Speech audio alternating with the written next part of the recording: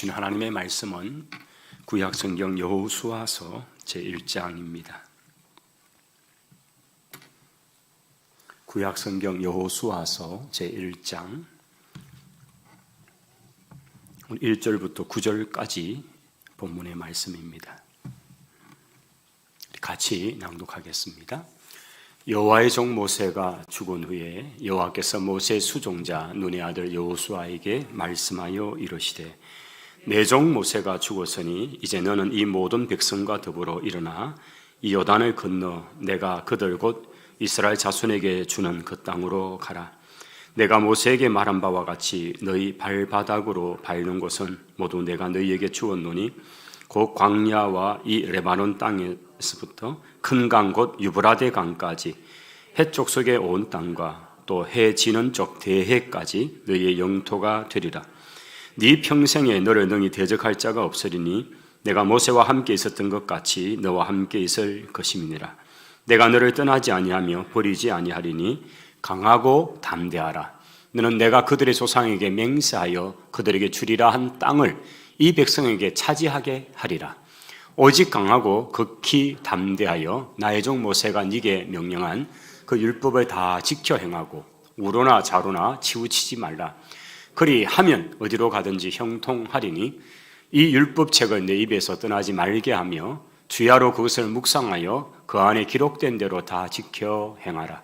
그리하면 내 길이 평탄하게 될 것이며 네가 형통하리라. 내가 네게 명령한 것이 아니냐? 강하고 담대하라. 두려워하지 말며 놀라지 말라. 네가 어디로 가든지 네 하나님 여호와가 너와 함께 하느니라 하시니라. 아멘. 아멘.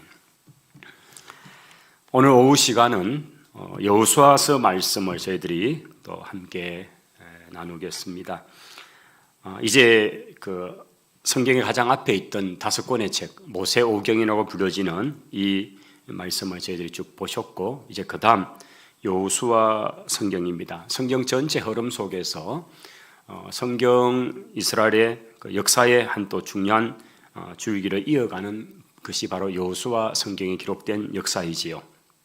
여호수아서는 이스라엘 백성이 애굽에서 이제 어떻게 모세를 통해서 모세가 이끌어서 그 백성들을 그 광야를 거쳐서 마침내 약속의 땅 앞에까지 이제 이르게 되었는가 하는 그 과정이 끝이 나고, 이제 그 리더십 지도력을 이어받은 여호수아 제2대 지도자를 중심으로 해서 이스라엘 백성이 이제 약속의 땅을 차지하는 그 과정, 정복 전쟁이라 그럴까요? 그 정복의 역사를 쭉 다루고 있는 것이 바로 여호수아서의 위치가 되겠습니다. 이 여호수아서는 여호수아뿐 아니라 이제 사사 시대와 또 맞물려지는 그런 위치에 있죠. 사사 시대가 시작되는 위치에 있습니다. 그래서 여호수아서 바로 뒤에 이어지는 것이 사사기고요. 그 사사 시대의 또 한 부분의 말씀은 룻기라는 성경을 통해서 또 나타나고, 이게 다 사사 시대에 연결되죠. 이런 부분들입니다. 물론 참 저희들이 지난해 여호수아서 말씀과 사사기 말씀을 이어서 저희들이 주일 오전 예배 때 쭉 좀 말씀을 증거했던 기억이 납니다. 그래서 그 연장성에 있기도 하기 때문에 저희들은 여호수아서를 그렇게 어렵지 않게 확인할 수가 있습니다.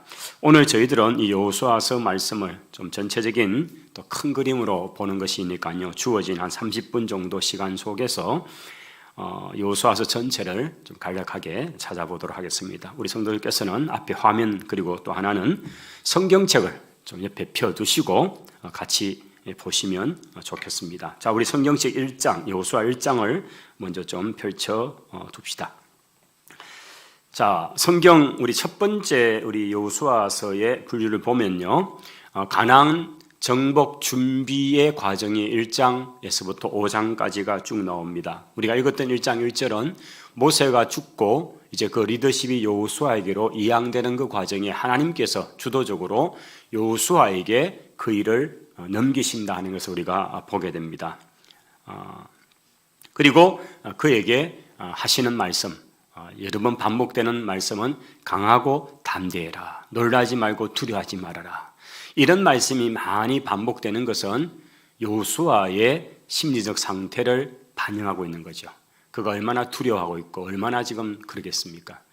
한 번도 그가 리더로서 이끌어 본 적이 없잖아요. 계속 모세의 수종자로서 늘 그렇게 있다가 이제는 전체 모든 것을 책임을 지는 리더가 되는 순간이니까 이게 정말 두렵고 긴장되는 순간이죠.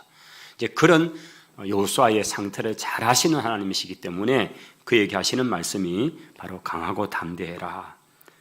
7절도 오직 강하고 극히 담대하여 라고 하는 그런 강조를 하시는 말씀이 있습니다. 그 다음에 9절에도 강하고 담대하고 두려워하지 말고 놀라지 말아라. 네가 어디로 가든지 나 여호와가 너와 함께한다. 임마누엘 할 것이다. 이 말씀이 나타나 있습니다. 그래서 우리가 읽었던 1절에서 9절까지 속에 강하고 담대해라, 놀라지 말라, 극히 담대해라, 두려워하지 마라, 이런 몇 번의 반복되는 말씀을 통해서 지금 여호수아의 마음을 달래고 어루만지고 강하게 용기를 주시는 하나님이다 하는 것을 우리가 보게 되는 것입니다.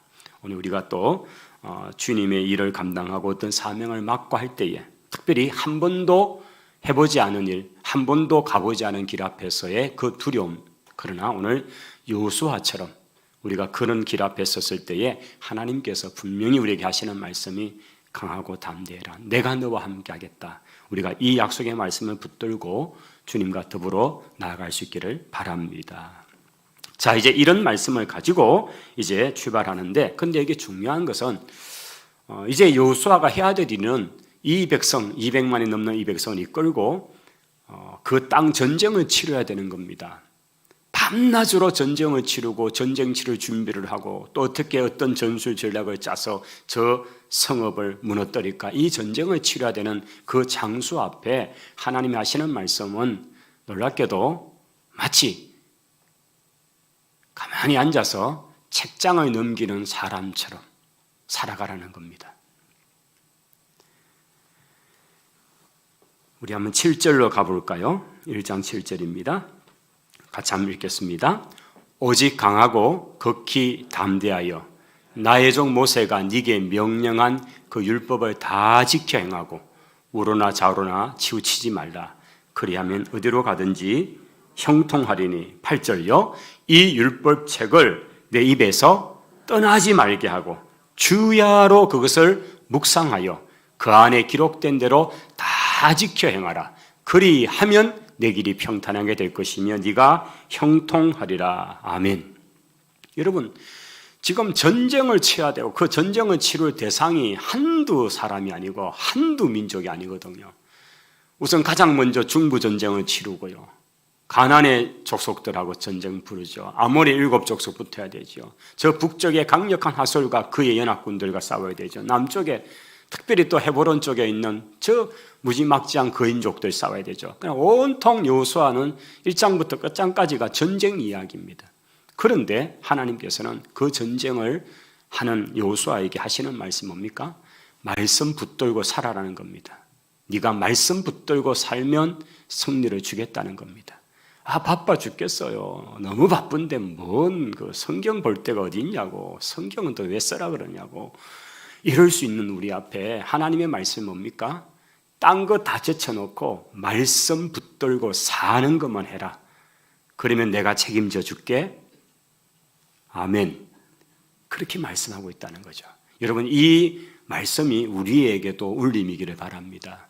이게 여호수아에게 정말 당황스러운 말씀일 수 있습니다. 그런데 하나님은 이거 얘기하는 거죠. 그리고 실제적 전쟁을 보면요, 하나님이 싸우십니다. 그 말씀 따라 살기만 하면 승리는 그 백성의 것이 되게 하시는 거죠. 그래서 이 부분이 이제 여호수아를 풀어가면서 우리가 반드시 짚어야 될 부분입니다. 여리고를 어떻게 싸웠냐, 아이성을 어떻게 싸웠냐, 이거보다 더 중요한 이야기는 바로 이 1장에 있는 이 말씀이 과연 그대로 지켜지고 있는가, 이 말씀대로 살아내는가에 따라서 이스라엘은 흥할 것인지 아니면 쇠할 것인지가 결판나게 되어 있습니다. 자, 우리 1장에서부터 5장까지는 가나안의 정복 준비에 관한 이야기죠. 모세의 후계자 여호수아에 관한 말씀 보았고요. 그 다음 여호수아가 세움을 받았습니다. 하나님께서 함께 하심의 약속, 그 조건은 말씀을 묵상하고 그 말씀을 순종하는 삶, 이것입니다. 이게 약속의 조건이었죠. 이제 가나안 진입을 준비합니다. 양식을 준비하죠. 이런 것들이 쭉 나옵니다. 여기 또 한 가지 흥미로운 부분은, 자, 이런 것들을 다 준비하면서 또 요단강을 건너는 이런 상황이 2장에 나타나죠. 요단강 도하가 됩니다.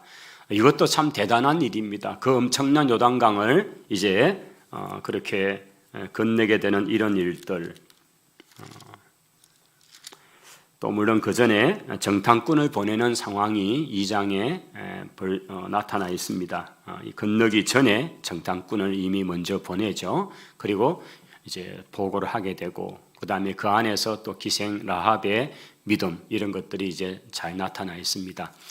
자, 그리고 그 바쁜 와중에도 할례를 행하게 하는 그런 장면도 역시 나타나 있습니다. 5장에 나타나 있고요. 그 다음에 이제 그 중에 이제 우리가 3장에서는 요단강이 건너가는, 요단강이 멈추고 요단강을 이제 건너가는 그런 장면들도 쭉 나타나 있습니다. 이게 3장에 또 우리가 보았던 큰 그런 기적의 사건입니다.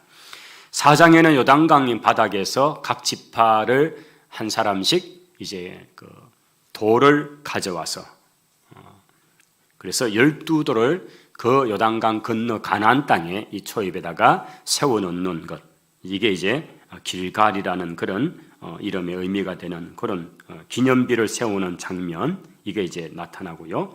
그다음에 그 길갈에서 그들이 하나님 앞에서 이제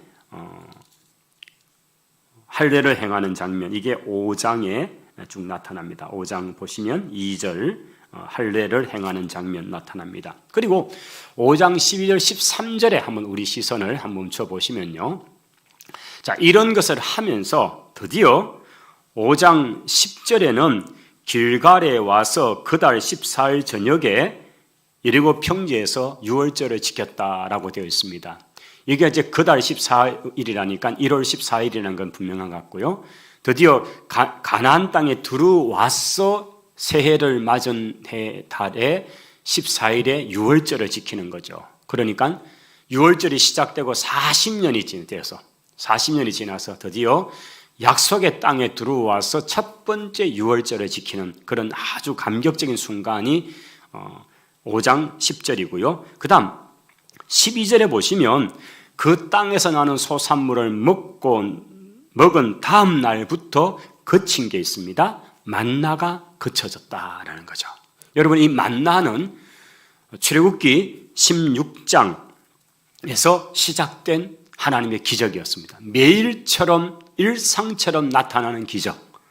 근데 그게 이제 일상이 되다 보니까 그게 기적 같지도 않고 당연한 줄 알았는데, 마침내 약속의 땅에 들어와서 약속의 땅 가나안에서 있는 수확물, 그럼 언제 농사 지어가지고 언제 수확했단 말입니까? 라고 반론을 할 수 있을 것 같아서 말씀을 드리죠. 우리 알잖아요. 6월절이 몇 월달입니까? 4월달이잖아요. 이 4월달은 왜 6월절입니까? 몸이 밀을 베는 시기니까요.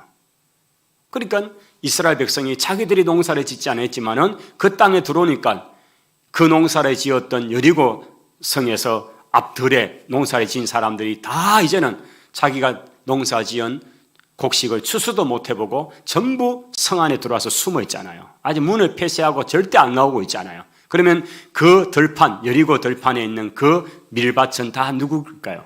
바로 이스라엘의 것이 되는 거죠. 하나님이 그런 말씀했잖아요. 네가 짓지 않는 성을 차지할 것이고 네가 농사 짓지 않는 것은 네가 먹게 될 것이다. 할렐루야. 이게 하나님의 약속의 복이죠. 반대로 하나님께 불순종할 때는 네가 지은 그 농사를 네가 추수하지 못하게 될 것이고 너희가 쌓아놓은 그 성읍을 다른 사람이 와서 차지하게 될 것이다. 이게 하나님의 저주죠. 그래서 오늘 우리가 이 여호수아 5장에서 보게 되는 그에 의해서 난 그 첫 소산 밀과 또 볶은 곡식을 먹었다 하는 이 말에 여러분 이런 상황적, 시간적 이런 것들을 이해하시면 이 말씀이 어떤 의미인지를 너무나 쉽게 받아들일 수 있죠. 아, 그냥 널브러져 있는 그런 수수기에 딱 맞추어서 그 땅에 들었구나. 이 하나님의 절묘한 묘수라는 걸 저는 보게 됩니다. 여러분 고대 전쟁도 다 그렇습니다. 특히 터키 땅 같은데 특히 가면 루스트라 같은데 그 디모데의 고향이죠. 더베와 루스트라 사이 그쪽 지역은 세계 최곡창 지역 중에 하나거든요. 정말 가보면 왜 알렉산더가 그 땅을 차지하고 세계 열강들이 페르시아가 오면 그 땅을 차지하고 그렇게 하느냐. 거기는 정말 가도 끝도 없이 밀반만 보이는데 그런 곡창지대를 장악해둬야지 수십만의 군대가 이동할 때 군량미를 확보할 수 있잖아요. 그래서 출발할 때 가져갈 수 있는 게 한 달치 식량이라면 그것만 해도 엄청난 양이죠. 한 달 먹을 거 각자 이렇게 따로 꾸리면요, 그거 싣고 가는 것만 해도 큰일이죠. 그렇게 많이 실을 수 없잖아요. 지금처럼 무슨 공급해 주는 그런 부대가 없잖아요. 그러면 가면서 조달하니까. 그래서 정확하게 전쟁을 치를 때는 출발해서 어느 시점을 통과할 때 그쪽에 있는 농사 시기, 추수 시기와 맞추어서 전쟁을 치르게 되어 있는 거죠. 그러니까 대부분 전쟁이 그런 시기와 맞물려지고 있다는 거죠. 하나님도 정확하게 이스라엘이 가나안 땅에 들어올 때 그 시기를 정말 몸에 매는 추수하는 시기와 맞물려져서 그래서 요단강이 막 철컥 넘쳐나는 시기가 되고요. 이게 이제 그 우기의 마지막이니까요. 늦은 비가 와서 막 넘쳐날 때 그 요단강이 넓게 있을 때 그걸 건너게 하는 그런 기적의 역사라든지 또 하나는 이제 건너오니까 그 넓은 들판 여리고 들판이 전부 자기들의 그냥 먹을 곡식들로 가득 익어 있더라는 거. 그래서 그걸 딱 먹고 나니까 그 다음날 그냥 만나가 멈춰버렸더라. 그래서 우리 성경에 보시면 40년 동안 하나님께서 만나를 그 백성에게 먹이셨더라라는 말씀이 바로 주롭게 잘 나타나 있는 거죠. 이게 참 이 본문에서 보면 정말 40년의 한결같은 은혜다 이런 것을 보게 되는 것입니다. 하나님께서 정말 일상처럼 내리시는 은혜. 이게 뭐지라고 하는 말이 만나잖아요. 마제 이게 만나 이런 뜻이거든요. 이게 뭐냐, 이게 뭐고 이 말인데 이게 만나가 됐잖아요. 오늘 우리에게 사실은 우리가 알지도 못하는 그러나 하나님이 내게 주시는 그런 기적 같은 은혜가 있는데 그게 일상처럼 되니까 이게 마치 당연한 것처럼 여기는 것들이 많을 수 있습니다. 매일같이 주시는 하나님의 은혜를 우리가 감사하면서 감격하면서 살아갈 수 있기를 바랍니다. 자, 이제 6장에 가면 여리고성 정복의 장면들이 나옵니다. 여리고성은 워낙 경관성이었습니다. 정탐꾼이 보고 와도 정말 그 성루가 하늘에 닿을 정도로 거대한 경관성이었지만은 이 성도 하나님의 방법으로 무너뜨려 버립니다. 7바퀴 돕니다. 나팔에 붑니다. 그리고는 소리를 지르니 그 성을 무너지게 하셨습니다. 하나님께서 하신 거고. 근데 그 가운데 멸망성에 살고 있던 그러나 믿음을 붙들고 있던 라합의 가정, 이스라엘의 소문을 듣고 이스라엘이 이끌어가는 여호와 하나님의 신앙의 소식을 듣고 자신이 그 신앙에게 돌아온 거예요. 그 신앙으로 나온 거, 고백한 거죠. 그게 바로 구원인 거죠. 이게 이제 라합 가족의 구원이고 이들이 다윗의 참 고조모가 되고 정조모가 되는 이런 집안으로 쭉 되어지는 놀라운 역사가 나타나는 것은 바로 그런 하나님의 기적 같은 역사입니다. 자, 그리고 여리고성 전쟁의 그런 대승리 이후에 아이성을 치러 갑니다. 여러분 제가 지도에 이렇게 보시면 이제 빨간 루트가 있는데요. 빨간 루트, 요단강을 건너왔죠. 그리고 여리고를 정복하고 거기서 조금 올라가면 이제 산길로 쭉 올라가면 아이가 되는 그런 성임, 상당히 저 길이 가파릅니다. 제가 한번 저 루트를 이용해서 올라가 본 적이 있는데 정말 저 길이 가파른 길입니다. 아이성이 한 높이가 한 700 정도 고지가 더 되는데요. 한 750, 700 고지인데 저 여리고가 마이너스 한 250쯤 되니까요. 그러면 이게 고도차가 한 950m쯤 나잖아요. 여러분 900m 산, 우리 지금 요 주변에 900m 산은 상당히 높은 산이거든요. 803이 850이거든요. 여러분 그냥 올라가도 그게 만만치 않은데 그 고도차를 그것도 짧은 거리 한 25km, 30km 안에서 한 1000m 정도 올라가려면 이런 엄청나게 됩니다. 우리말은 고바위가 너무 센 거예요. 그 길을 이제 가는데 하여튼 그렇게 올라갈 때에 아이성은 자그만해서 만만하게 보고 갔는데 아주 참패를 합니다. 그리고 그 이유를 여쭈고 나니까 바로 그 여리고성 전쟁터의 때에 숨겨놓은 하나님의 말씀을 어겼던 바로 아간의 범죄 때문이었다는 사실을 알게 되죠. 하나님 분명히 이 전쟁은 헤렘이라 했죠. 하나님께 모든 것을 바쳐야 되는 것. 일반적 전쟁은 살날이라는 전쟁입니다. 노획물을 자기의 급여처럼 수확물로 가져갈 수 있는 전쟁, 이게 일반적 전쟁. 그러나 여리고 전쟁은 아예 선언을 했죠. 이것은 할렐이다, 헤렘이다. 할렘, 헤렘, 이것은 하나님께 모두 다 불태워 바쳐야 되는 거다라는 전쟁이죠. 그런데 이걸 숨겼던 그런 아간의 범죄로 말미암아 아이성 전쟁은 실패했죠. 그리고 그 죄를 제거하고 나니까 진중에서 제거합니다. 정말 처절하게 제거를 해야 되죠. 아간한 사람이 아닙니다. 그의 딸린 식구들, 아내와 자식들, 가축들, 그걸 다 불태워 그렇게 그 진영 안에, 그 백성 안에 누룩 하나 남기지 않는 것을 함으로써 되죠. 이게 이제 구약에 나오는, 사실 이게 우리까지 흐르고 있는 어떤 죄의 부분도 이걸 다 해결해야 된다는 거죠. 그래서 어떤 방법을 할 수 없으니까 예수 그리스도께서 우리의 모든 죄, 한 티끌 누룩 하나까지도 다 완벽하게 해결하시는 분이 바로 예수 그리스도의 대속의 죽음이라는 것을 분명히 보여주는 사건이죠. 그래서 그렇게 그 죄의 문제를 해결하고 나니까 아이성은 다시 하나님께서 정복하도록 하셨다고 하는 그런 중요한 그 정복 전쟁이 무슨 전쟁인가를 분명한 아이덴티 정체성을 밝히는 바로 사건이었죠. 우리가 치료된 전쟁은 단순히 노획물을 취득하는 이런 전쟁이 아닙니다. 우리의 전쟁은 영적 전쟁입니다. 신앙의, 믿음의 영적인 전신갑주를 취해서 믿음으로 싸워야 되는 전쟁이라는 것, 이것도 우리가 잘 기억해야 될 부분들이죠. 자, 그 다음 이런 전쟁을 치르고 9장으로 가면요, 8장에 일단 가면 이 전쟁을 치르고 나서, 아이성 전쟁을 치르고 나서 갑자기 8장에 보시면 세겜에서 언약 낭독식을 하는 것이 나타납니다. 8장이 아이성 점령이잖아요. 그런데 전쟁을 치르기 바쁜데, 그런데 하나님께서는 이스라엘 백성들 하여금 언약 갱신을 하게 하는 것, 이게 바로 모세를 통해서 받은 말씀이었잖아요. 그리고 여호수아는 그것을 기억하고 바로 그들이 아이성을 정복하고 나면 바로 이제 세겜은 가까우니까 그 세겜을 사실은 정복한 거죠. 그래서 그 세겜에 있는 좌우에 있는 산, 남북으로 걸쳐 있는 산인데 에발산과 그리심산에서 바로 언약 갱신하는 그런 합니다. 이게 이제 8장에 우리 30절부터 나와 있습니다. 여기에 34절에 보시면 8장입니다.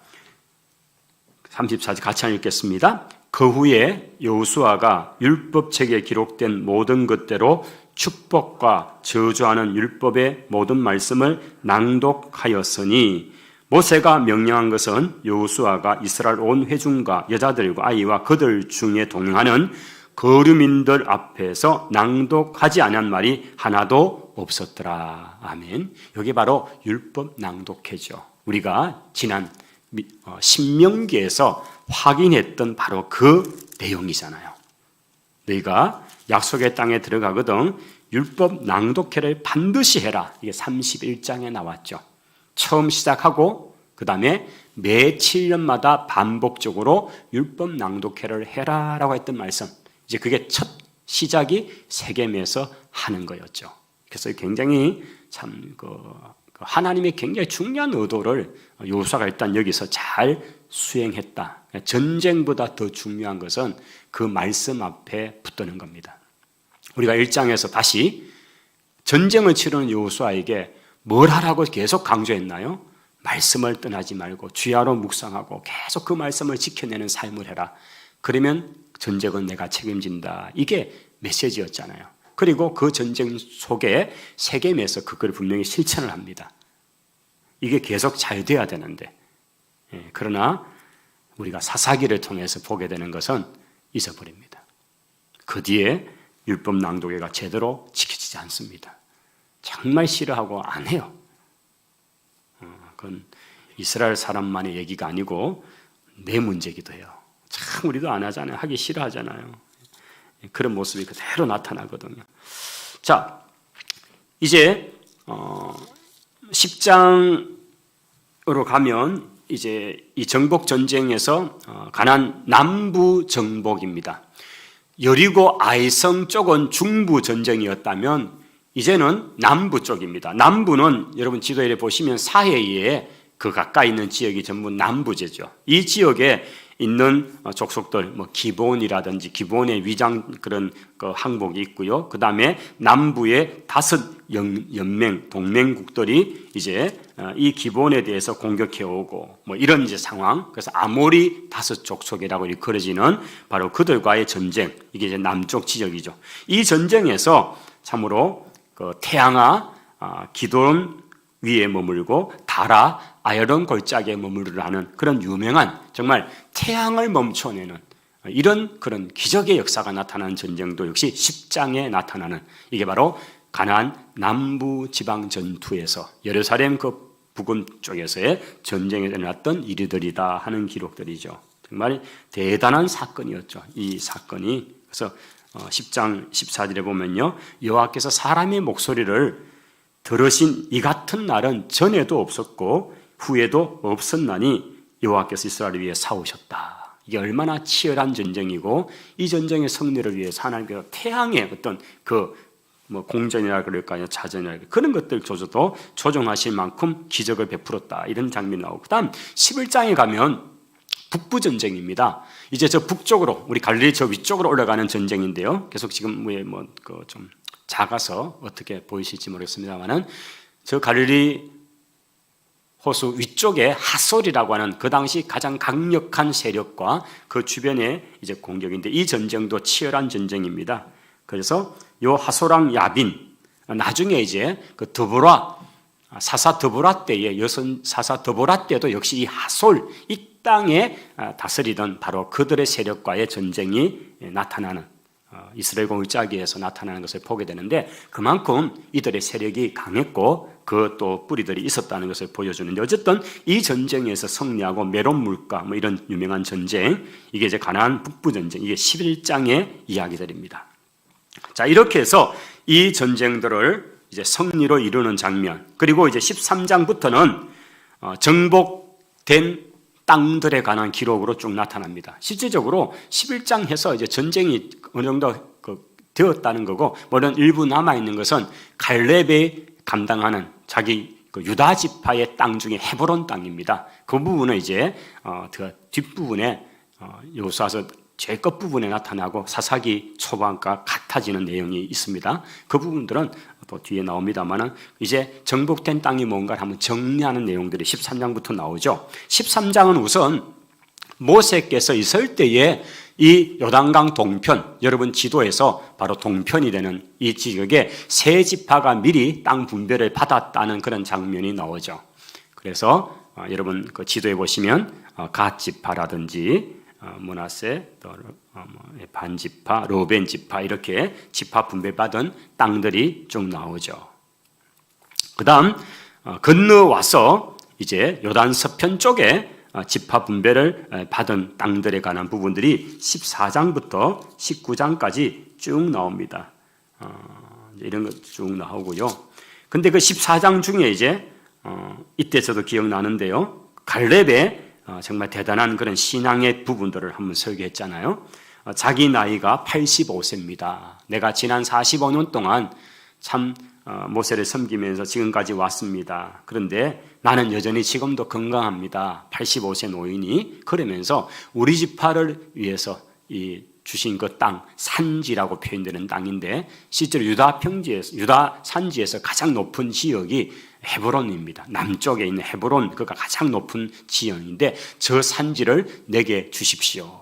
저것은 사실 가데스 바냐에서 정탐꾼이 갔을 때도 바로 저 에스골 골짜기에서 가져왔던 포도 이런 것들이 바로 헤브론 땅으로 보거든요. 그래서 헤브론이 얼마나 좋은 땅이고 그리고 너무나 요새로서 좋기 때문에 그 땅은 이미 거인족들이 차지하고 있는데 그러나 그 땅을 자기가 차지하겠다고 그러면서 이제 그 믿음으로 요청하고 그 전쟁을 치르기 위해서 가는 그런 굉장한 신앙의 모습이 14장에 나타난 이게 바로 유다 지파의 이제 저 헤브론은 우리 지도에서 보면 사해가 이렇게 위에가 약간 크고 밑에가 좀 작은데 위에 좀 덩치 큰 사해의 위쪽 부분의 끝부분 그쪽이 헤브론 땅이 되고 좀 더 내려오면 끝부분은 브엘세바 위치쯤 되는데요. 그래서 헤브론이 어디쯤인가 이렇게 보시려면 뭐 지명이 잘 안 나오더라도 여러분 보시려면 사해의 위에 부분 사이에 그 끝부분 쪽이 헤브론이구나. 그 정도로 이렇게 아시면 좀 지도를 이해할 수가 있고요. 자, 그래서 15장은 유다 자손들의 이야기, 갈렙의 이야기가 계속 나오죠. 그렇게 해서 유다 지파가 얻은 땅들의 이야기가 16장까지 쭉 나올 것입니다. 그 다음 17장에 이제 앞에도 에브라임, 므낫세 지파, 여러 지파들의 분배가 된 땅의 이야기들이 쭉 나옵니다. 여러분께서 성경을 읽어보시면 쭉쭉쭉 나옵니다. 그러면서 깨닫는 것은 내 땅은 없네 이렇게 하늘에 있습니다. 네. 자, 그리고 20장으로 오면요 도피성이 나옵니다. 도피성 제도에 관한 부분들이 쭉 나오는데요. 우리 도피성은 요 지도 한번 볼까요? 자, 20장에 도피성이 나오는데 6개의 도피성이 이제 언급이 됩니다. 이 도피성은 부지 중에 고의적으로 살인한 죄에 대해서는 절대 도피성이 아닙니다. 도피성이 왔다가도 끄집어내어서 죽여야 합니다. 조사를 해보고. 그런데 부지 중에 실수로 죄를 범해 사람을 살인했을 때는 이 도피성에서 거할 수 있습니다. 이런 제도 이것이 있고요. 이 도피성 관리는 레위 지파의 몫이겠죠. 여러분 보시면 이렇게 지도를 보면요, 상부 요단강 게데스에서 내려와서 갈릴리 또 하부 요단강을 타고 내려와 사해까지를 딱 놓고 이걸 동서로 딱 구분할 때에 동쪽에 3군데, 서쪽에 3군데, 그리고 그 거리 간격은 어쨌든 간에 하룻길 도망을 치면 도달할 수 있는 위치 정도로 그렇게 정확한 이렇게 위치에다가 배치를 해 놓아서 부지 중에 살인을 했더라도 하룻길만 열심히 도망을 치면 보복하는 자의 칼에서 피해서 도피성에 들어갈 수 있어 생명을 유지할 수 있도록 하나님이 그런 지역적인 것까지도 지리적인 상황까지도 잘 마련해 주셨다 하는 것을 알 수가 있습니다. 그 다음 여기에 또 나오는 것은 레위 지파에게는 땅을 주시지 않는 대신에 큰 덩이의 땅이지만 실제적으로 성읍은 다 주시니까 성읍도 사실 땅이죠. 그게 적은 땅입니까? 성읍을 주시고 그 성읍 앞에 있는 들판까지도 레위 지파에게는 주었죠. 실제로 우리 말대로 땅을 주지 않았다 이 개념은 아니고 지파의 그런 큰 땅, 우리로 말하면 무슨 경상북도 이런 식으로 그런 개념으로는 주신 적이 없지만은 48개 성읍을 12지파의 각 지파들에게서 4개씩을 성읍을 주는 거죠. 그러니까 우리 이 지역 같으면요, 바로 이 선산읍 이런 성읍 하나는 레위 지파 몫으로 주고 이 선산읍에 딸려 있는 우리 이 앞에 있는 그 들판이 있죠. 저 독동을 해가지고 앞에까지 가는 이런 들판들은 레위 지파가 농사를 짓도록 그 딱 규모를 어디까지는 딱 주는 거예요. 그런 것이 성읍과 딸린 들판은 주었다라고 되어 있죠. 그러나 큰 덩치로서는 레위 지파 몫으로는 없습니다. 그래서 성읍에서 최소한 생활할 수 있고 또 나머지는 다 다른 지파로부터 받는 것으로서 생활하고 오직 말씀을 지켜내고 가르치고 그 백성들에게 이게 계속되는 얘기잖아요. 반복하고. 왜냐하면 절기 상황 따라 계속 말씀을 적용해야 되는데 이걸 계속 물으러 오니까요. 지금 같으면 검색하면 되지만 그때는 무조건 가까운 동네 성읍에 사는 레위 지파에게 찾아가서 물어야 되니까요. 또 제사장에게 가서 확인해야 되지. 지금 이거 괜찮은 병입니까? 격리해야 됩니까? 부정한 겁니까? 아닙니까? 이런 모든 디테일한 문제까지 다 그걸 이야기해주는 바로 그것이 레위 지파의 역할이었기 때문에 그래서 레위 지파는 계속적으로 말씀을 공부하고 해와서 그냥 말씀 백과사전에 되어 있어야 그 주변에 사는 다른 지파 사람들이 와서 물으면 그걸 얘기해 줄 수 있잖아요. 이게 이제 하나님이 만든 그런 이스라엘이 하나님의 말씀으로 통치되는 시스템이었다는 거죠. 그 다음 22장은 요단 동편 지파들이 이제 이 전쟁 치르는 동안에 그들이 앞장서 싸움을 다 하고 이제 다 지파가 분배가 끝나니까 이제 돌아가서 자기들의 땅이 되는 바로 요단 동편 쪽으로 이제는 그들이 갔대. 서로 이제 인사하고 보내더라 하는 얘기가 22장 나오고요. 그 다음 마지막은 23장, 24장입니다. 이 23장, 24장은 말 그대로 고별 설교예요. 여호수아의 고별 설교.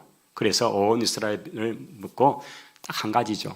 하나님 앞에 충성해라. 하나님 앞에 충성해라. 정말 그 얘기를 하고 24장에서는 또 세겜에서 언약 갱신을 다시 한번 하죠. 그냥 여호수아 때까지는 최소한 이걸 했잖아요.